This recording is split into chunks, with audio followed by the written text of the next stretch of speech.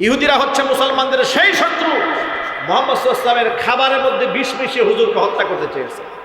ইহুদিরা হচ্ছে মুসলমানদের সেই শত্রু, পাহাড়ের উপর থেকে পাথর মেরে আল্লাহর নবীকে থেতলে দিতে চেয়েছে।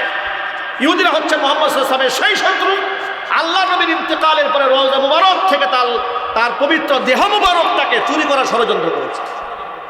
এরা হচ্ছে সেই জাত। এই হচ্ছে একটা ইহুদি। আরেকটা জাতের নাম হচ্ছে মুশরিক, যারা কোনোদিন মুসলমানদের আপন হবে না। যে মুসলমানদেরকে আপন হবে না বলে কোরআনে উল্লেখ আছে, মুশরিকরা মুসলমানদের শত্রু। মুশরিকরা মুসলমানদের কি? আরো জোরে বলেন। এটা কি আর দিন কাল ক্ষণে উল্লেখ করে বোঝাতে হবে আপনাদেরকে? আপনাদেরকে ছোট্ট করে বোঝাই বলি। এই পূজা উপলক্ষে এই দেশের মুসলমানেরা সিন ফিরি দেখাতে গিয়ে, আন্তরিকতা দেখাতে গিয়ে ইমান বিক্রি করে নাই? জোরে বলেন। ইমান বিক্রি করে নাই? মূর্তির প্রশংসা করা নাই? করেছে। বিনিময়ে প্রাপ্তিটাকে মুসলমানদের বিনিময়ে প্রাপ্তি হচ্ছে অপূর্ব পাল নামক এক কুলাঙ্গার নর্থ সাউথ বিশ্ববিদ্যালয়ে আমাদের কলিজার টুকরা কোরআনকে ছিঁড়ে পায়ের নিচে পদদলিত করবে। এটা হচ্ছে ওই যে আপনি হিন্দু মুসলিম ভাই ভাই অমুক মার্কায় ভোট চাই বলেছেন না, এই আপনাদের পাপের প্রায়শ্চিত্ত এটা। আপনারা ভুলে গিয়েছিলেন যে এরা আপনার আপন হবে না, কিন্তু আল্লাহ পাক নজিরা দেখাই দিলেন। তোরা বলো হিন্দু মুসলিম ভাই ভাই টাকায় দেখ, ওই হিন্দুরা আল্লাহর কোরআনকে পায়ের নিচে পদদলিত করছে। কিন্তু আশ্চর্যের ব্যাপার, এই দেশে একটা মন্দির নিয়ে ষড়যন্ত্র হলে স্বরাষ্ট্রমন্ত্রীকে উপদেশ সেখানে গিয়ে হাজির হয়ে যায়, সেখানে গিয়ে এমপিরা চলে যায়, সচিবরা চলে যায়, সব বুদ্ধিজীবী মহল সরব হয়ে যায়। কিন্তু আল্লাহ কোরআন নিয়ে যে এত বড় ঘটনা ঘটে গেল, বাংলাদেশের ওই সমস্ত নেতৃবৃন্দ যারা বলেন হিন্দু মুসলিম ভাই ভাই, তাদের একটা প্রতিবাদকে আপনারা দেখেছেন? এটা যদি বলেন না কেন? কোরআনের অবমাননা নিয়ে এই দেশের ধর্মমন্ত্রী বড় দুঃখজনকভাবে বলতে হয় আমাকে, যে ধর্মমন্ত্রী একজন আলেম হয়ে পূজায় যাইতে লজ্জা হয় না, কিন্তু কোরআন অবমাননা নিয়ে তার একটা টু শব্দ আমরা শুনতে পাই না। কথা ঠিক না? ঠিক দিলে বলেন। এই আফসোস আমরা কোথায় গিয়ে ব্যক্ত করব? এই বাংলাদেশে সামান্য নির্বাচনকে কেন্দ্র করে অমুসলিমদের কিছু ভোট কালেকশন করতে গিয়া এই দেশের মুসলমানরা যেভাবে ইমান বিক্রি করে মন্দিরে গিয়া প্রতিমার প্রশংসা করেছে, যে রেকর্ডগুলো আমাদের সামনে আছে, বিশ্বাসই হয় না যে কোনো মুসলমানের সন্তান প্রতিমার প্রশংসা এরকম করতে পারে। আমি আল্লাহকে হাজির নাজির জেনে সাক্ষ্য রেখে বলছি, আল্লাহর ঘরে মসজিদে আমি আমার জীবদ্দশায় কোনো হিন্দুকেও দুর্গার এত প্রশংসা করতে শুনি নাই যত প্রশংসা এই দেশের নামধারী মুসলমান নামধারী মুনাফিকদেরকে করতে শুনেছি। কথা ঠিক কিনা জুড়ে বলেন। চাঁদপুরের 5 আসনের এমপি পদপ্রার্থী উনি বললেন, হিন্দুদের উৎসবে গিয়া বললেন, দুর্গা পূজায় গিয়া বললেন যে গত 2023 সালে মা দুর্গা 10 হাত নিয়ে এসেছিলেন, মা দুর্গার শক্তিতে স্বৈরাচারীর পতন হয়েছে। এটা মুসলমান। শুধু এটাই বলেন নাই, উনি আরেকটু ব্যাখ্যা করে বলেছেন যে আমরা মুসলমান, আমরা মারা গেলে আমাদেরকে দাফন কাফন হবে, কবর আমাদেরকে মাদফন করা হবে। আপনারা হিন্দু, আপনারা মরলে আপনাদেরকে চিতায় পুরানো হবে, কিন্তু পরকালে আমরা একসাথে উঠব। পরকালে একসাথে উঠবো। আপনারা ভালো করলে ভালোটা পাবেন, খারাপ করলে খারাপটা পাবেন। আপনাদের ধর্ম অনুযায়ী আপনাদের বিচার হবে, আমার ধর্ম অনুযায়ী আমার বিচার হবে। নাউজুবিল্লাহ বলবেন না? আমি এই জন্য আমার বয়ানে দুঃখ করে বলেছিলাম, এইভাবে একজন বললেন, আরেকজন তো বললেন যে মুসলিম আর হিন্দু পূজা আর রোজা মুদ্রার এপিঠ আর উপিঠ। নাউজুবিল্লাহ জুড়ে বলেন। যদিও তিনি ব্যাখ্যা করার চেষ্টা করেছেন, আপনি এই ব্যাখ্যায় কেন যাবেন? এই ব্যাখ্যায় আপনি যাবেন কেন?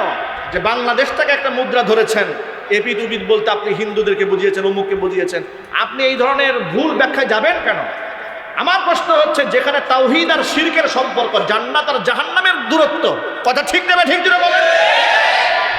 রোজার পূজা এটা মুখ থেকে বের হয় কি করে? একটা হচ্ছে জান্নাতের ঠিকানা, রোজার ঠিকানা জান্নাত, পূজার ঠিকানা জাহান্নাম। কথা বলতে হবে ঠিক কিনা বলেন। আপনার মুখ থেকে তার প্রশংসা আসে কি করে? কিসের আশায়? ওই 5% ভোটের আশায়? ভালো করে শোনেন, ওরা সংখ্যায় মাত্র 5 থেকে 7%। এই জন্য পাগল হয়ে মূর্তির প্রশংসা শুরু করেছেন। 30% হলে আমার তো মনে হয় যে আপনারা নিজের নামের শুরুতে মোহাম্মদ বাদ দিয়ে সি রাখা শুরু করবেন। কথা ঠিক কিনা জোরে বলেন। আপনাদের অবস্থা দেখে মনে হচ্ছে যারা জুব্বা পাগড়ি পরে গেছেন, টুপি পরে গেছেন, হুজুরা দলে দলে যাচ্ছে। গাজীপুরে ব্যক্তিগত কাজে আমি গিয়েছি, গাজীপুরের এক ব্যবসায়ী আমাকে বলছে, হুজুর ফতুয়া তো চেঞ্জ হয়ে গেছে নাকি? আমি বললাম, কেন ভাই এই কথা কেন বলেন, ফতুয়া আবার চেঞ্জ হবে কেন? ফতুয়া তো ফতুয়াই। তিনি বললেন, না না হুজুর, ফতুয়া চেঞ্জ হয়ে গেছে। কেন বলেন এই কথা? বলে, আমার দোকানের সামনে দেখি শত শত হুজুরা মন্দিরে যাচ্ছে। দোকানদার বলে, আমি আমার জীবনে এই দৃশ্য দেখে নাই যে এত হুজুরা মন্দিরে যায়। ওই সমস্ত হুজুরদের প্রতি আমার খুব করুণা হয়। আমার জানতে ইচ্ছে করে যে এদেরকে ন্যূনতম ব্যক্তিত্ব বোধ নাই, এদের লজ্জা নাই, শরম নাই। এরা যদি বলে যে আবার শিরিক করতে যাই নাই, আচ্ছা শিরিক করতে যান নাই ধরে নিলাম, আপনার কথাই ধরে নিলাম, কিন্তু শিরিকের অধ্যায় যদি বাদ দিয়েও দেন, ওখানে নারী পুরুষের অবাধ মেলামেশা আছে না? একটু জোরে বলেন। গান বাজনা আছে না? উলুধ্বনি আছে না? তাহলে স্পষ্ট জেনে যে এখানে এতগুলো হারাম কাজ হচ্ছে, এগুলো আমাকে দেখতেই হবে, জেনে শুনে আপনাকে যাওয়ার এই পারমিশনটা দিল কে? আপনি মানবতার কাজ করেন, আল্লাহর কাসাম এটা মানবতার কাজ নয়, এটা শয়তানের কাজ। আপনি কি রসুলের চাইতে বেশি মানবিক হয়ে গেছেন? আমার নবীজির চাইতে বেশি মানবিক হয়েছেন? নাউজুবিল্লাহি মিন যালিক। আল্লাহ আমাদেরকে হেদায়েত দান করুক। আরো জোরে কোন আমিন। কত ব্যাখ্যা দাঁড় করিয়েছে। শুভেচ্ছা দেওয়াতে অসুবিধা নাই, রাজনীতিবিদরা দিতেই পারে, উনি বড় রাজনৈতিক লিডার, দেওয়াতে কোনো অসুবিধা নাই, কোনো ঝামেলা নাই। নিজেদের মতো ফতুয়া বানায় নিচ্ছে। মনে রাখবেন, ফতুয়াকে যারা তাহারিফ করে, নিজের দলের পক্ষে নেওয়ার জন্য জায়েজ করার চেষ্টা করে, আল্লাহর কসম করে বলি, এরা ইসলামের জন্য রাজনীতি করে না, এরা দলে ক্ষমতায় যাওয়ার জন্য রাজনীতি করে। একদম পরিষ্কার। আমার কাছে আমার আল্লাহ এবং রসুলের সিদ্ধান্তই চূড়ান্ত। আল্লাহ তাআলা পবিত্র কোরআনে ঘোষণা করে দিয়েছেন, দুইটা জাতি পৃথিবীর মুসলমানদের জন্য চরম শত্রু। আল্লাহ পাক ঘোষণা দিয়ে দিয়েছেন, লাতাজিদান্না আশাদ্দান নাসি আদাওয়াতাল লিল্লাযিনা আমানুল ইয়াহুদা ওয়াল্লাযিনা আশরাকু। দুইটা জাতি হচ্ছে নিকৃষ্ট শয়তান, নিকৃষ্ট শত্রু মুসলমানদের। কয়টা জাতি? জোরে বলুন। একটা হচ্ছে আল ইয়াহুদা, একটা হচ্ছে ইহুদিরা। ইহুদিরা যে মুসলমানদের চিরন্তন শত্রু, এটা তো আপনাদের ব্যাখ্যা করে বোঝানোর কোনো প্রয়োজন নাই। একবারইও না। আমি আল্লাহ এবং আমার রসুলের উপরে, আমি আল্লাহ এবং আমার রসুলের সিদ্ধান্তের অপেক্ষায় থাকো, অ্যাডভান্স করতে যেও না। আমাদেরকে প্রথমে স্টপ করে দেওয়া হয়েছে। এই আদবগুলো খুব খেয়াল করতে হবে। ওয়াত্তাকুল্লাহ, আমি আল্লাহকে ভয় করো। ইন্নাল্লাহ সামিউন আলিম, আমি আল্লাহ পাক সব শুনতে পাই, আমি সর্বজ্ঞ, আমি সব কিছুই জানি। সাবলীল তর্জমা প্রথম আয়াত। দ্বিতীয় আয়াত আল্লাহ পাক বলছেন, ইয়া আইয়ুহাল্লাযীনা আমানু, হে ঈমানদারগণ, লা তারফাউ আসওয়াতাকুম ফাওকা সাওতিন নাবিয়্যি, তোমরা তোমাদের কণ্ঠের আওয়াজকে নবীর কণ্ঠের আওয়াজের উপরে উঁচু করো না। ওয়ালা তাজহারু লাহু বিল কাউলি কাজাহরি বা'দিকুম লিবা'দিন, একে অপরের সাথে উচ্চবাচ্য করে যেভাবে কথাবার্তা বলো, কথা বলতে গিয়া চিৎকার দিয়ে কথাবার্তা বলো, নবীর সামনে কথা বলতে গিয়া উচ্চবাচ্য করে কথা বলবে না। তাহলে কি হবে? আন তাহবাতু আমালুকুম ওয়া আনতুম লা তাশউরুন, তোমাদের অজান্তেই তোমাদের জীবনের সমস্ত আমলনামা বরবাদ হয়ে যাবে। কথার কত গভীরতা! দুটা আয়াতে আল্লাহ তাআলা আমাদেরকে কত বড় সতর্কতা শিখিয়েছেন, কত বড় সতর্কতা অবলম্বন করতে বলেছেন। প্রথম বক্তব্য হচ্ছে, হে ঈমানদারেরা, আল্লাহ এবং রসুলের উপরে অ্যাডভান্স করার কোনো সুযোগ নাই। এই আদবগুলো মানতে, আল্লাহ আমাদেরকে যা বলেছেন সে কথাগুলো মানতে কি আমাদের কারো কোনো আপত্তি আছে? একটু জোর আওয়াজে বলুন, আছে? আমার জীবনের হেদায়েতের খোরাক নেওয়ার জন্য এতটুকুন যথেষ্ট যে আমি আল্লাহ এবং রসুলের উপরে অ্যাডভান্স হব না। এক কথায় শেষ। আমার আল্লাহর সিদ্ধান্তই চূড়ান্ত, আমার রসুলের সিদ্ধান্তই চূড়ান্ত। ঠিক কিনা? আমি আল্লাহ এবং রসুলের সিদ্ধান্তের উপরে কোনো কাজ করব না, কোনো কথাও বলবো না। আল্লাহ এবং রসুলের সিদ্ধান্তের উপর কোনো প্রশ্নও তোলা যাবে না। আর এটা কোনো মুমিনের শান নয় যে আল্লাহ একটা কথা বলেছেন সেটা বান্দার পছন্দ হয় না। এটা কোনো মুমিনের শান হতে পারে না। আল্লাহ রসুল একটা পথ দেখিয়েছেন, সেই পথ রসুলের আশেকের ভালো লাগে না, এটা কোনো সুযোগ থাকতে পারে না। সূরা আহজাব থেকে ছোট্ট করে শোনাচ্ছি আপনাদেরকে। অন্য একটা আয়াতের মধ্যে আল্লাহ পাক বলছেন, ওয়ামা কানা লিমুমিনিন ওয়ালা মুমিনাতিন ইযা কাদাল্লাহু ওয়া রাসূলুহু আমরা, ইযা কাদাল্লাহু ওয়া রাসূলুহু আমরান আন ইয়াকুনা লাহুমুল খিয়ারাতু মিন আমরিহিম ওয়া মান ইয়াসিল্লাহা ওয়া রাসূলাহু ফাকাদ দাল্লা দালালাম মুবিনা। আল্লাহ তাআলা আয়াতের মধ্যে বলছেন, ওয়ামা কানা লিল মুমিনিন ওয়ালা মুমিনাতিন, কোন ঈমানদার নারী পুরুষের জন্য সুযোগ নেই। কোন ব্যাপারে? ইদা কাদাল্লাহু ওয়া রাসূলুহু আমরা, আমি আল্লাহ কিংবা আমার রাসূল যদি কোনো ব্যাপারে কোনো সিদ্ধান্ত দিয়ে ফেলে, রায় ঘোষণা দিয়ে ফেলে, মতামত ব্যক্ত করে ফেলে, কোনো ঈমানদার নারী পুরুষের জন্য আর সুযোগ নাই আইয়াকুনা লাহুমুল খিয়ারাতু মিন আমরিহিম, ওই ব্যাপারে নিজস্ব মতামত ব্যক্ত করার। সিদ্ধান্ত যদি হয়ে যায় আল্লাহর, সিদ্ধান্ত কার? আরো জোরে বলুন। সিদ্ধান্ত যদি হয়ে যায় আল্লাহর, সিদ্ধান্ত যদি হয়ে যায় আল্লাহ রসুলের, তাহলে আর উম্মতের সেই জায়গায় নিজের পক্ষ থেকে মতামত ব্যক্ত করার কোনো সুযোগ থাকে না। সেই ক্ষেত্রে যদি ওয়ামাইয়া আসিল্লাহ ওয়া রাসূলাহ, আমি আল্লাহ এবং আমার রসুলের সিদ্ধান্তে যদি কোনো ব্যক্তি চলে যায়, ফাকাদ দাল্লা দালালাম মুবিনা, সেই ব্যক্তি সুস্পষ্ট গুমরাহ হয়ে যাবে। এই আয়াতটি নাজিল হওয়ার একটা প্রেক্ষাপট আছে।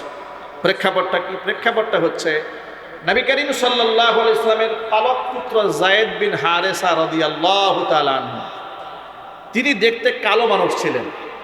তো যায়েদ বিন হারেসা রাদিয়াল্লাহু তাআলা আনহু, তিনি যেহেতু আবার কৃত দাস ছিলেন এক সময়, খাদিজাতুল কুবরা রাদিয়াল্লাহু তাআলা আনহা এই দাসকে বাজার থেকে খরিদ করে নিয়ে এসেছিলেন। মুহাম্মদ সাল্লাল্লাহু আলাইহি ওয়াসাল্লামের সাথে তার সম্পর্ক হওয়ার পরে হুজুরের খেদমতে এই যায়েদ বিন হারেসাকে মা খাদিজাতুল কুবরা উপহার দিয়েছিলেন। নবী করিম সাল্লাল্লাহু আলাইহি ওয়াসাল্লাম তাকে দাস হিসেবে রাখেন নাই, তাকে আজাদ করে নিজের সন্তানের মর্যাদায় তাকে বড় করেছেন। চিৎকার দিয়ে এখন আল্লাহু আকবার। এখন এই যায়েদ বিন হারেসা রাদিয়াল্লাহু তাআলা আনহু, তার সাথে যায়নাব বিনতে জাহাশ রাদিয়াল্লাহু তাআলা আনহা, নবী করিম সাল্লাল্লাহু আলাইহি ওয়াসাল্লামের সম্পর্কে ফুফাতো বোন হয়। তার সাথে আল্লাহ নবী সাল্লাল্লাহু আলাইহি ওয়াসাল্লাম বিবাহের প্রস্তাব দিলেন। কে প্রস্তাব দিয়েছেন? নবী করিম সাল্লাল্লাহু আলাইহি ওয়াসাল্লাম প্রস্তাব দিয়েছেন পালক পুত্র যায়েদের সাথে আপন ফুফাতো বোন যায়নাব বিনতে জাহাশের সাথে। এখন যায়নাব বিনতে জাহাশ কুরাইশি নারী, বংশীয় নারী, নবী বংশের মেয়ে। প্রাথমিক পর্যায়ে এটা তিনি অ্যাকসেপ্ট করতে পারলেন না। এমনকি যায়নাব বিনতে জাহাশ রাদিয়াল্লাহু তাআলা আনহার ভাই আব্দুল্লাহ বিন ইবনে জাহাশ, রাসূল পাক সাল্লাল্লাহু আলাইহি ওয়াসাল্লামের ফুফাতো ভাই, তিনিও মন থেকে এই প্রস্তাব গ্রহণ করতে পারলেন না। কিন্তু বিষয়টা হয়ে গেল, আল্লাহর নবী দিয়েছেন প্রস্তাব, এই প্রস্তাব প্রত্যাখ্যান করার সিদ্ধান্ত গ্রহণ করলেন যায়েদ বিন হারেসা রাদিয়াল্লাহু তাআলা আনহাকে প্রস্তাব প্রত্যাখ্যান করলেন যায়নাব বিনতে জাহাশ। রাসূল পাক সাল্লাল্লাহু আলাইহি ওয়াসাল্লাম ফুফাতো বোন তিনিও প্রস্তাব প্রত্যাখ্যান করলেন, তার ফুফাতো ভাই আব্দুল্লাহ ইবনে জাহাশ তিনিও প্রস্তাব প্রত্যাখ্যান করলেন। এই প্রেক্ষিতে আল্লাহ তাআলা কোরআন কারীমের আয়াত নাজিল করেন। এই আয়াত যখন যায়নাব বিনতে জাহাশের কানে পৌঁছে, যে আল্লাহ তাআলা বলে দিয়েছেন যে কোনো ব্যাপারে আল্লাহ এবং তার রাসূল সিদ্ধান্ত নিয়ে ফেললে আর নিজেদের পক্ষ থেকে মতামত ব্যক্ত করার কোনো সুযোগ থাকে না, এই আয়াত নাজিল হয়ে যাওয়ার সাথে সাথে তিনি হাসি মুখে নবী করিম সাল্লাল্লাহু আলাইহি ওয়াসাল্লামের সিদ্ধান্ত মেনে নিয়েছিলেন। এটা হচ্ছে এই আয়াতের সংক্ষিপ্ত শানে নুজুল। বিস্তারিত অনেক কথা আছে, কিন্তু যদিও এটা একটা ঘটনাকে কেন্দ্র করে নাজিল হয়েছে, কিন্তু এর হুকুমটা আম, হুকুমটা ব্যাপক। পৃথিবীর কোনো ক্ষেত্রে আল্লাহ এবং রাসূল যদি সিদ্ধান্ত দিয়ে ফেলেন, তাহলে সেই ক্ষেত্রে আমরা যারা উম্মত আছি, আমাদের পক্ষ থেকে ভালো মন্দ পছন্দ হয়েছে কিংবা হয় নাই, এই কথা বলার কোনো সুযোগ কি আছে? আর একটু ব্যাখ্যা করে বুঝায় বলি, নবীজি সাল্লাল্লাহু আলাইহি ওয়াসাল্লামের একজন সাহাবীর নাম ছিল জুলাইবিব রাদিয়াল্লাহু তাআলা আনহু। দেখতে কালো মানুষ ছিলেন, বেটে মানুষ ছিলেন। জুলাইবিব রাদিয়াল্লাহু তাআলা আনহু কালো মানুষ, কিন্তু ইমানে অনেক মজবুত ছিলেন। মর্যাদায় এত উপরে উঠে গিয়েছিল তার, নবীজি সাল্লাল্লাহু আলাইহি ওয়াসাল্লাম এই জুলাইবিব সম্পর্কে বলেছিলেন, জুলাইবিব আমি রসুল হযরতে জুলাইবিবের মর্যাদা কত বেশি, আমি জুলাইবিবের বলে নবী করিম সাল্লাল্লাহু আলাইহি ওয়াসাল্লামের বক্তব্য আছে। একদিন জুলাইবিবকে ডেকে হুজুর বললেন, জুলাইবিব হাল্লা তাতাজাওয়াজ, বিবাহ করো না কেন? জুলাইবি বলছেন, হে আল্লাহর নবী, আমাকে কোন মেয়ে পছন্দ করবে? আমাকে কোন মেয়ে পছন্দ করবে? আর এমন কোন গার্জিয়ান আছে আমার মতো একটা ছেলের কাছে মেয়ে বিবাহ দিতে রাজি হবে? হুজুর জিজ্ঞেস করলেন, তোমার কি বিবাহের প্রয়োজন আছে? তিনি বললেন, নিশ্চয় আছে। এবার জুলাইবি রাদিয়াল্লাহু তাআলা আনহুকে নবীজি সাল্লাল্লাহু আলাইহি সাল্লাম বললেন, জুলাইবি, তোমার বিবাহের দায়িত্ব আমি নবীজি সাল্লাল্লাহু আলাইহি সাল্লাম নিজে গ্রহণ করে নিলাম। এবার নবীজি সাল্লাল্লাহু আলাইহি সাল্লাম চতুর্দিক থেকে এই সাহাবীর জন্য পাত্রী তালাশ করা শুরু করলেন। তালাশ করতে করতে জানতে পারলেন আনসারী একজন সাহাবীর ঘরে উপযুক্ত পাত্রী আছে। আনসারী সাহাবীকে নবীজি সাল্লাল্লাহু আলাইহি সাল্লাম এই জুলাইবিবের পক্ষ থেকে বিবাহের পয়গাম পাঠালেন। জুলাইবিবের পক্ষ থেকে আনসারী সাহাবীর কাছে যখন প্রস্তাব পাঠানো হলো, আনসারী সাহাবী হুজুরের পক্ষ থেকে প্রস্তাব পেয়ে খানিকটা নারাজ হয়ে গেলেন। কিন্তু নবীজি সাল্লাল্লাহু আলাইহি সাল্লামকে মুখের উপর বলবেন যে জুলাইবিবের কাছে মেয়ে বিবাহ দেব না, এই কথা বলার সাহস তার নাই। এই কথা বলার সাহস আছে কারণ সাহাবায়ে কেরাম রাসূলকে ভালোবাসতেন জীবনের চাইতেও বেশি। আদব, মহব্বত, সম্মান কোনো দিক থেকে কম ছিল না। আল্লাহু আকবার বলেন। তো তিনি রাসূলের সামনে মুখের উপর বলবেন যে আমার মেয়ের জন্য এই পাত্র আমার পছন্দ হয় না, এই কথা বলার তো সাহস নাই। তিনি বললেন, হে আল্লাহ রাসূল, তাহলে বিষয়টি আমি বাড়িতে গিয়ে আলোচনা করি। আচ্ছা ঠিক আছে, তুমি বাড়িতে গিয়ে আলোচনা করে আমাকে জানাবে। বাড়িতে চলে গেছে। বাড়িতে চলে গিয়ে মেয়ের মাকে আলাদা রেখে মেয়ের মাকে বলছে, নবীজি সাল্লাল্লাহু আলাইহি ওয়াসাল্লামের পক্ষ থেকে আমাদের মেয়ের জন্য বিবাহের প্রস্তাব এসেছে। এ কথা শুনে মেয়ে মা তো আনন্দে আত্মহারা। রাসূলের পক্ষ থেকে বিবাহের পয়গাম এসেছে, কিন্তু মহা আনন্দের ব্যাপার। তিনি বললেন, এত আনন্দিত হয় না, প্রস্তাব আল্লাহ নবীর পক্ষ থেকে এসেছে, তবে নবীজি নিজে বিবাহের প্রস্তাব দেন নাই, রাসূল বিবাহের প্রস্তাব দিয়েছেন জুলাইবিবের পক্ষ থেকে। জুলাইবিবের বিবরণ যখন মেয়ের মার কাছে বলেছে, মেয়ের মা মন থেকে তাকে অ্যাকসেপ্ট করতে পারলো না। এবার মেয়ের মা বলছে, তাহলে এই কথাটা মেয়ের কান পর্যন্ত দেওয়ার কোনো দরকারই নাই, আপনি নবীজি সাল্লাল্লাহু আলাইহি ওয়াসাল্লামের কাছে অত্যন্ত আদবের সাথে গিয়ে বলেন, বাড়িতে গিয়ে পরামর্শ করেছি, মেয়ে এবং মেয়ের মা প্রস্তাবে রাজি হয় নাই। ইসলামে নারীর প্রস্তাব গ্রহণ করা, রাজি হওয়ার বিরাট গুরুত্ব আছে। সুবহানাল্লাহ বলেন। এই যে আমাদের দেশে নারীবাদীরা বলে না যে ইসলাম মেয়েদেরকে অধিকার দেয় নাই, অথচ মেয়ের পক্ষ থেকে অনুমতি আগে আনতে হয়। এই যে আমরা যখন পড়াই, বিবাহ পড়াই, আমরা কি ছেলের পক্ষ থেকে অনুমতি নিই নাকি? কার কাছ থেকে আগে অনুমতি নিয়ে আসি? যদি বলে কার কাছ থেকে, বলা হয় এই মেয়ের কাছে ইজিন নিয়ে আসেন। মেয়ে যদি হ্যাঁ বলে, ইয়েস বলে, তাহলে আগ পড়ানো হয়। মেয়ের পক্ষ থেকে ইজিন না আসলে বিবাহ পড়ানো হয় না। এই মর্যাদা ইসলাম নারীকে দান করেছে। সুবহানাল্লাহ পড়েন। ওটা ভিন্ন প্রসঙ্গ, ওই ব্যাপারে আমি আজকে আলোচনা করব না। কিন্তু দেখেন, এই কথা যখন মেয়ে এবং মেয়েকে আলাদা রেখে মেয়ের মা মেয়ের বাবা বলেছে, পর্দার আড়াল থেকে মেয়ে দাঁড়িয়ে কথাগুলো শুনে নিয়েছে। এবার ওই সাহাবী বিবাহের প্রস্তাব প্রত্যাখ্যান করার জন্য যখনই তিনি ঘর থেকে বের হওয়ার সিদ্ধান্ত গ্রহণ করলেন, এমন সময় মেয়ে পিছন দিক থেকে ডেকে বলছেন, আব্বাজান দাঁড়ান, কোথায় যান? কার প্রস্তাব প্রত্যাখ্যান করতে যাচ্ছেন আপনি? আমি পর্দার আড়ালে দাঁড়িয়ে আপনাদের সকল কথা শুনে নিয়েছি। আল্লাহর নবী সাল্লাল্লাহু আলাইহি ওয়াসাল্লাম আমার জন্য বিবাহের পয়গাম পাঠিয়েছেন, আর সেই পয়গাম আপনি প্রত্যাখ্যান করতে যাচ্ছেন। আপনি কি আল্লাহর কোরআনের আয়াত পড়েন নাই? সুবহানাল্লাহ পড়েন। মেয়ে বাবাকে বলছে, আপনি আল্লাহর কোরআনের আয়াত পড়েন নাই। আল্লাহ পাক কি বলেছেন? আল্লাহ পাক সূরা আহজাবে বলেছেন, ওয়া মা কানা লিল মুমিনি ওয়ালা মুমিনাতিন ইযা কাদাল্লাহু ওয়া রাসূলুহু আমরা আন ইয়াকুনা লাহুমুল খিয়ারাতু মিন আমরিহিম ওয়া মান ইয়াসিল্লাহা ওয়া রাসূলাহু ফাকাদ দাল্লা দালালাম মুবিনা। আল্লাহ এবং রাসূল যদি সিদ্ধান্ত নিয়ে ফেলে, ওখানে আমাদের মতামত দেওয়ার কিছুই থাকে না। যেখানে আল্লাহর নবী আমার জন্য পাত্র সিলেক্ট করে ফেলেছেন, সেখানে আমাদের মতামত দেওয়ার কিছু নাই। আপনি শুধু হুজুরের কাছে গিয়ে বলবেন, ও নবীজি, আপনার দেওয়া প্রস্তাব আমার মেয়ে হাসি মুখে মেনে নিয়েছে। জোরে বলেন সুবহানাল্লাহ। সাহাবায়ে কেরাম আল্লাহর নবী সাল্লাল্লাহু আলাইহি ওয়াসাল্লামের সিদ্ধান্তগুলোকে এভাবেই মেনে নিতেন। এই জন্য আল্লাহ পাক তাদের মান এবং মর্যাদা এত উপরে উঠিয়ে দিয়েছেন। সূরা বাকারার মধ্যে আল্লাহ পাক দ্ব্যর্থহীন ভাষায় সাহাবীদের ঈমানকে আমাদের ঈমানের মানদণ্ড বানিয়ে দিয়েছেন। সূরা বাকারা আল্লাহ বলেছেন, ওয়া ইযা কিলা লাহুম আমিনু কামা আমানান নাস, আই আমানাস সাহাবা, ঈমান আনো সেইভাবে যেভাবে সাহাবীরা ঈমান এনেছে। এর দ্বারা প্রমাণ হয় সাহাবায়ে কামের ঈমান হচ্ছে আমাদের ঈমানের মানদণ্ড। জোরে বলেন সুবহানাল্লাহ। এই যে সূরা হুজুরাতের প্রথম আয়াতে আল্লাহ পাক বললেন যে আমি আল্লাহ এবং আমার রাসূলের অ্যাডভান্স হওয়া যাবে না, কোনো সুযোগ নাই। কিন্তু আমরা কিন্তু প্রতিনিয়ত সমাজে আল্লাহ রসুলকে অপমান করছি, আল্লাহকে আমরা সবসময় অপমানিত করছি, আল্লাহর সিদ্ধান্তকে আমরা প্রত্যাখ্যান শুধু করছি না, আল্লাহর অনেক সিদ্ধান্ত নিয়ে আমরা সমাজের মধ্যে হাসি তামাশাও করছি। কথা ঠিক কিনা যদি বলেন?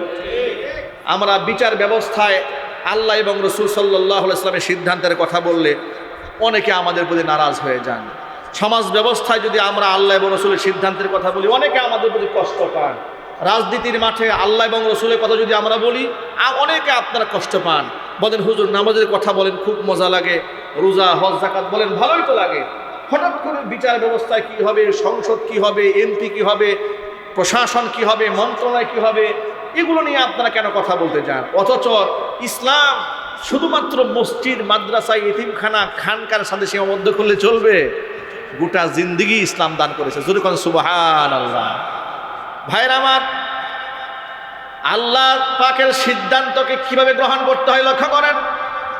আল্লাহ পাক বললেন, খবরদার আমার সিদ্ধান্তের উপরে, আমার রসুলের সিদ্ধান্তের উপরে আগ বাড়াবে না। আমি আল্লাহকে ভয় করো, মনে রেখো আমি আল্লাহ পাক সব শুনতে পাই, আমি আল্লাহ সর্বজ্ঞ, সব জানি। পরায়াতে আল্লাহ পাক আরো আদব শেখায় বললেন, আমার নবী এতটা মর্যাদাপূর্ণ আমার কাছে, তার সামনে যখন কথা বলবে খবরদার তোমাদের কণ্ঠের আওয়াজ যেন আমার নবীর কণ্ঠের আওয়াজের উপরেও উঠে না যায়। প্রিয় ভাইরা, এই আয়াতের তাফসিরে যাওয়ার আগে দুটা মোটা দাগের ছোট্ট কথা মনে রাখেন, সংক্ষিপ্ত কথা। সেটা হচ্ছে এই, আমরা শেষ নবীর উম্মত, আল্লাহ আমাদের বানিয়েছেন বিনা দরখাস্তে। এতে কি আপনারা খুশি না বেজার? কম না বেশি? একটু জোর আওয়াজে বলেন তো আলহামদুলিল্লাহ। মন থেকে বলেছেন তো? বুঝে শুনে বলেছেন তো? দেখুন কেন আলহামদুলিল্লাহ বলবো আমরা। আল্লাহর হাবিব বলেন, ইন্নাল জান্নাতা হুররিমাত আলাল আম্বিয়া হাত্তা আদখুলাহা। তামাম পৃথিবীর সমস্ত নবীদের জন্য আল্লাহ তাআলা জান্নাতকে হারাম বানিয়ে রাখবেন, জান্নাতে ঢোকা নিষিদ্ধ হয়ে থাকবে নবীদের জন্য, হাত্তা আদখুলাহা, যতক্ষণ না পর্যন্ত আমি নবী নিজে জান্নাতের মেহমান না হব। ওয়া ইন্নাল জান্নাতা হুররিমাত আলাল উমামি, তামাম পৃথিবীর সমস্ত উম্মতের জন্য জান্নাত গেট লক হয়ে থাকবে, হাত্তা তাদখুলাহা উম্মতি, যতক্ষণ না পর্যন্ত আমি নবীর উম্মত জান্নাতের মেহমান না হবে। সুবহানাল্লাহ বলেন। সমস্ত নবীরা জান্নাতে যেতে পারবে না, একজনও যেতে পারবে না আমাদের নবী যাওয়ার আগ পর্যন্ত। পৃথিবীর কোনো উম্মত জান্নাতে যেতে পারবে না যতক্ষণ না পর্যন্ত এই উম্মত জান্নাতি না হবে। সুবহানাল্লাহ। এই জন্য এই উম্মতের অনেক মর্যাদা। এই যে আল্লাহ পাক যে আমাদেরকে শ্রেষ্ঠ নবীর উম্মত বানিয়েছেন, এই জন্য তো আমরা কোনো দরখাস্ত করি না আল্লাহর কাছে, এটা আল্লাহ নিজে দয়া করে বানিয়েছেন। এই জন্য শুকরিয়া আদায় করার প্রয়োজন আছে না নাই? এখন আল্লাহ পাক যে রসুলকে এত শান দিলেন, মান দিলেন, মর্যাদা দিলেন, যে নবীর উম্মত হওয়ার জন্য অন্য নবীরা পর্যন্ত আল্লাহর কাছে দরখাস্ত পেশ করেছেন। সুবহানাল্লাহ। যেই নবীকে আল্লাহ পাক এত সম্মান দিয়েছেন পৃথিবীতে, যে তিনি জমিনের মধ্যে হাঁটলে আল্লাহ পাক তাকে মেঘমালা দিয়ে ছায়া দিয়েছেন, মরা গাছের নিচে বসেছেন, মরা গাছ জিন্দা হয়ে তাকে ছায়া দিয়েছেন। আল্লাহু আকবার বলেন। দুর্বল উটনির উপর সওয়ার হয়েছেন, উটনিকে আল্লাহ পাক সবল বানিয়ে দিয়েছেন। যে উলানের দুধ হয় না, নবীজি সাল্লাল্লাহু আলাইহি সাল্লাম হালিমাতুস সাদিয়া রাদিয়াল্লাহু তাআলা আনহার ঘরে যাওয়ার পরে ওই সমস্ত ছাগলের উলান দুধ দিয়ে আল্লাহ পাক ভরপুর করে দিয়েছিলেন।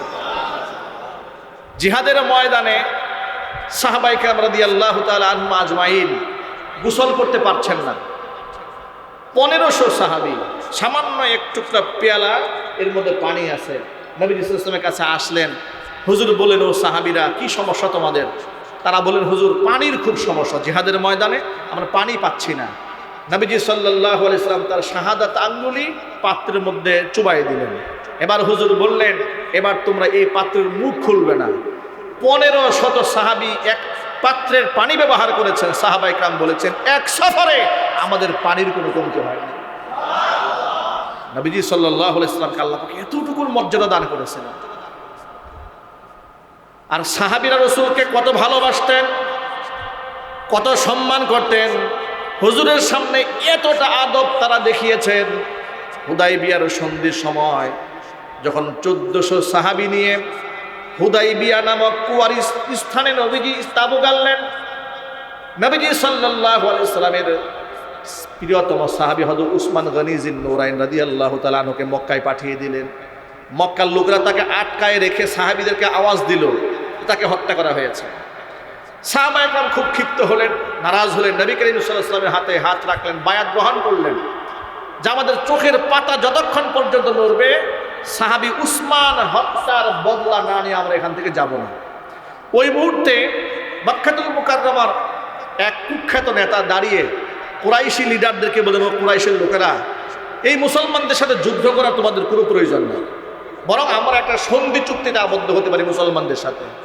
তখন মক্কার কুরাইশি কাফেররা বলল, আপনি বৃদ্ধ মানুষ, মুসলমানদের কাছে নমনীয় হতে মনে চায়, আপনি নমনীয় হন, কিন্তু আপনি আমাদেরকে নিরুৎসাহিত করছেন কেন? মুসলমানরা মাত্র 1400 জন আসছে, আর আমরা কুরাইশি সব কাফেররা একসাথে মিলে যদি অ্যাটাক করি মুসলমানদেরকে এখানে শেষ করে দেওয়া যায়।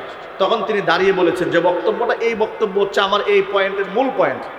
তিনি দাঁড়িয়ে বলেছিলেন, আমি এমন একজন লিডার, এমন একজন মানুষ, তৎকালীন যুগের পরাশক্তি কিসরা কাইসার, বর্তমান যেমন পৃথিবীর মধ্যে পরাশক্তি ইউরোপ, আমেরিকা, চীন, রাশিয়া, ভারত, এগুলো হচ্ছে পৃথিবীর পরাশক্তি রাষ্ট্র, ঠিক কিনা বলেন?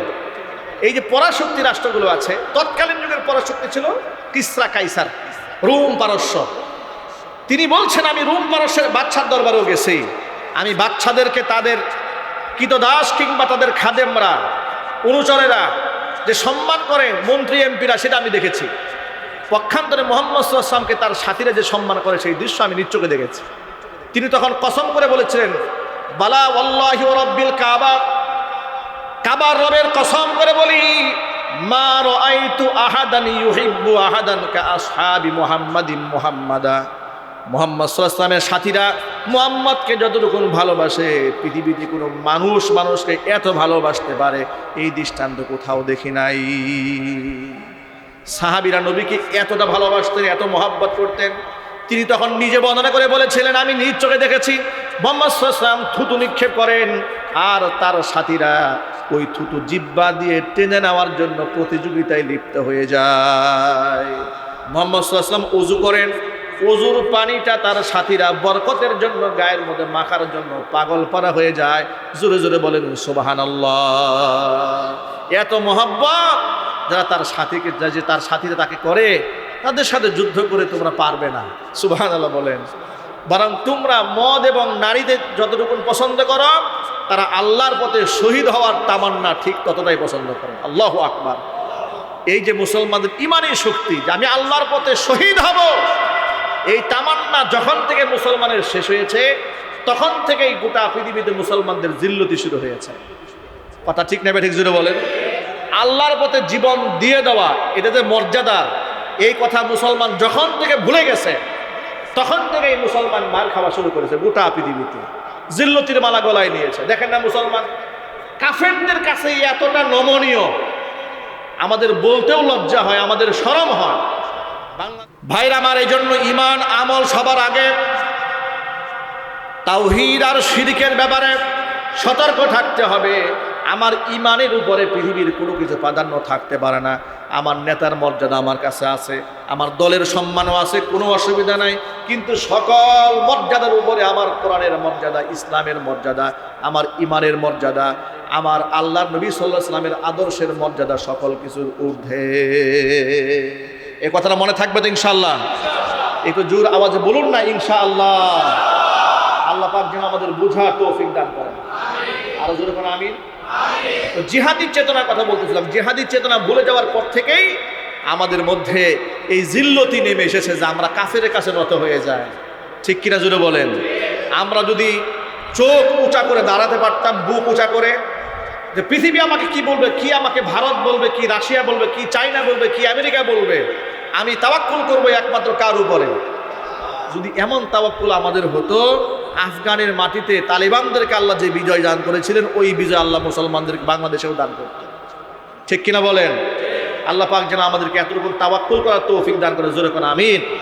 প্রিয় ভাইরা, মূল কথায় ফিরে আসি। মূল কথা হচ্ছে যে সাহাবায়ে কেরাম আল্লাহর নবীকে সীমাহীন মহব্বত করতেন। এতে আপনাদের কোনো সন্দেহ আছে? জোরে বলেন আছে? কিন্তু সেই সাহাবীদেরকে আল্লাহ বলছেন, ও সাহাবীরা শোনো, লা তারফাউ আসওয়াতাকুম ফাওকা সাওতিন নাবিয়্যি ওয়া লা তাজহারু লাহু বিল কাওলি কাজহরি বা'দিকুম লিবা'দিন আন তাহবাতা আ'মালুকুম ওয়া আনতুম লা তাশউরুন। হে ঈমানদারেরা, আমার নবীর কণ্ঠের আওয়াজের উপরে তোমাদের কণ্ঠের আওয়াজের উঁচা না হয়ে যায়, শোলগোল করবে না, চিৎকার চেঁচামেচি করবে না। আওয়াজ যদি এভাবে করো, নিজেদের অজান্তে আমলনামাগুলো বরবাদ হয়ে যাবে। এই আয়াতটা নাজিল হওয়ার পরে নবীজি সাল্লাল্লাহু আলাইহি ওয়াসাল্লামের বিখ্যাত সাহাবী হযরতে সাবিত ইবনে কায়েস রাদিয়াল্লাহু তাআলা আনহু, হাদিস শরীফে এসেছে, আনাস ইবনে মালিক রাদিয়াল্লাহু তাআলা আনহু বলেছেন, হাদিসটা এসেছে বুখারীতে। আনাস ইবনে মালিক রাদিয়াল্লাহু তাআলা আনহু আন্নাহু قال لما نزلت هذه الآية يا أيها الذين آمنوا لا ترفعوا أصواتكم فوق صوت النبي افتقد النبي صلى الله عليه وسلم ثابت بن قيس। এই আয়াত নাজিল হওয়ার পরে রাসূল সাল্লাল্লাহু আলাইহি ওয়াসাল্লাম তার সাহাবী সাবিত ইবনে কায়েসকে হারিয়ে ফেললেন, মানে খুঁজে পাচ্ছেন না। সাবিত ইবনে কায়েস প্রতিদিন নামাজে আসে, কিন্তু এই আয়াত নাজিল হওয়ার পরে তিনি আর নামাজে আসেন না, মানে মসজিদে আসা বাদ দিয়ে দিয়েছেন। নবীজি সাল্লাল্লাহু আলাইহি ওয়াসাল্লাম বলেন, কি ব্যাপার, সাবিত ইবনে কায়েসের কি হয়েছে, সে কি অসুস্থ? একজন দাঁড়ালেন, তার নাম হচ্ছে সাদ ইবনে মুআজ রাদিয়াল্লাহু তাআলা আনহু। তিনি বললেন, হে আল্লাহর নবী, আমি তার খবর জানি, তিনি অসুস্থ নন, আমি জানি তিনি অসুস্থ নন, কিন্তু কেন আসেন না তা জানি না। হুজুর বললেন, তার বাড়িতে যান।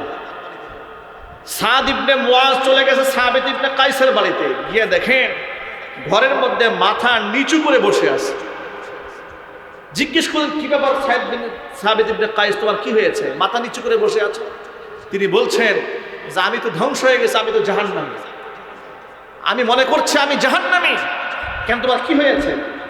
বলে, আল্লাহ তাআলা কোরআনে নির্দেশ প্রদান করেছেন, নবীর কণ্ঠের আওয়াজের উপরে কণ্ঠ উঁচা করা যাবে না। যদি আওয়াজ উঁচু হয়ে যায়, আমল বরবাদ হয়ে যাবে, আমার সব কিছু ধ্বংস হয়ে যাবে।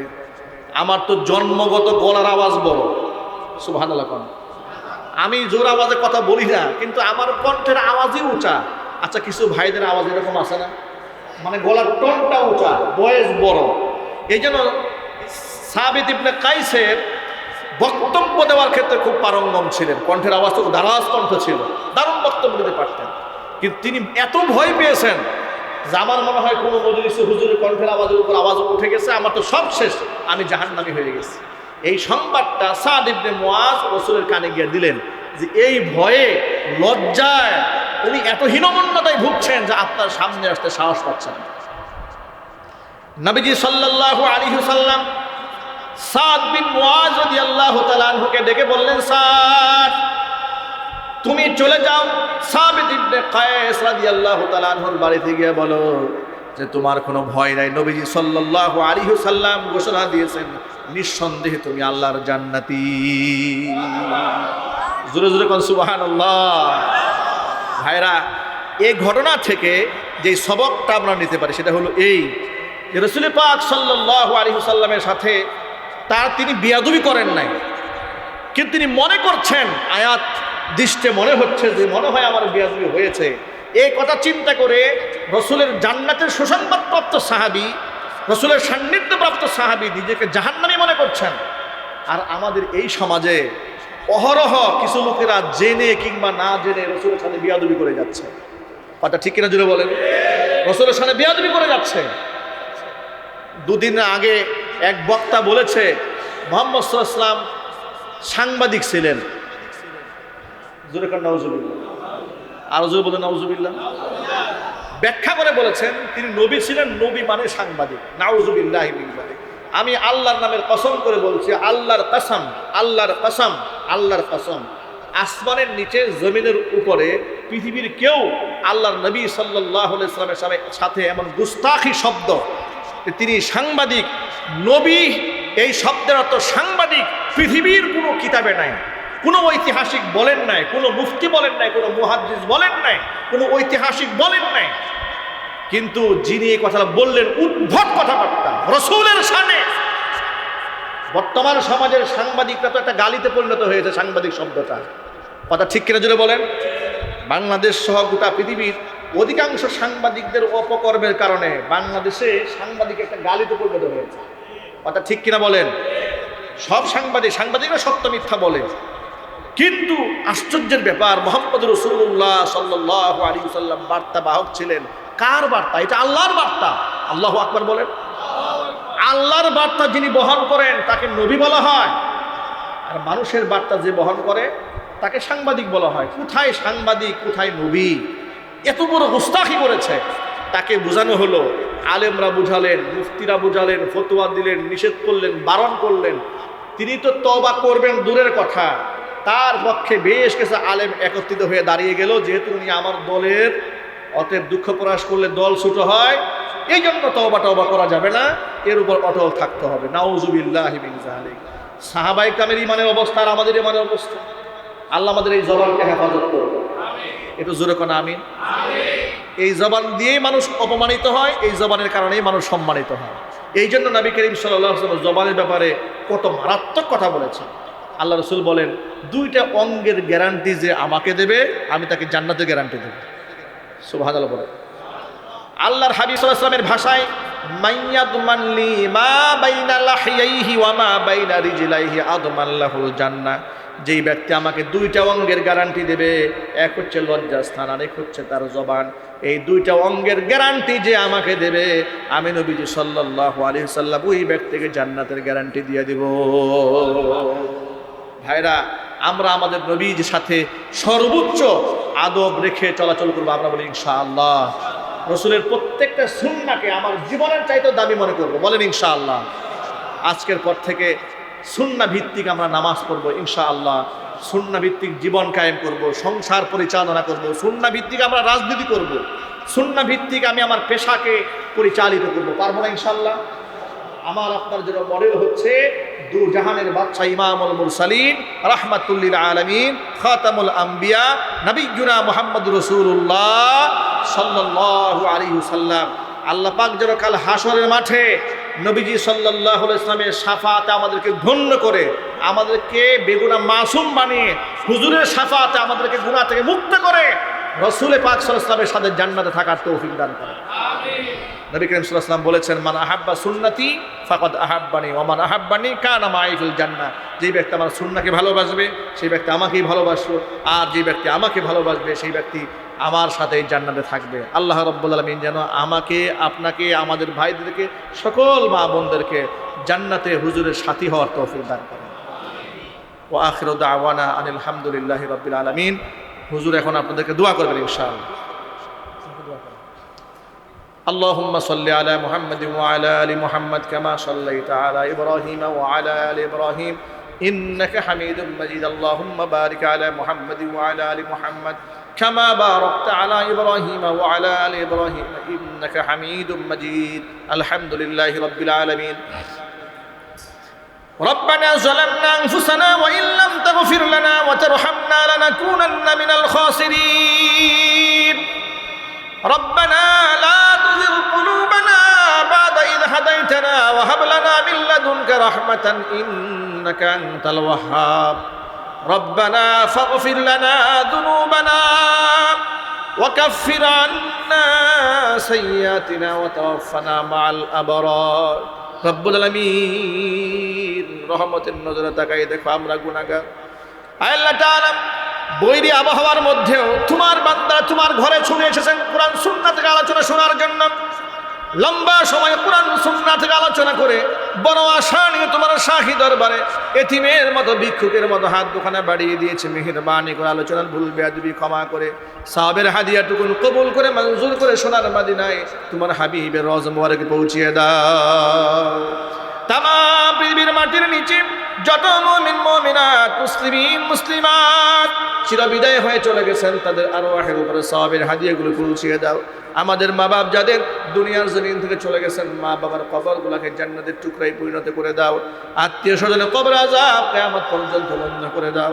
রব্বুল আলামিন, এই প্রতিষ্ঠানকে তুমি কিয়ামত পর্যন্ত কবুল করে নাও।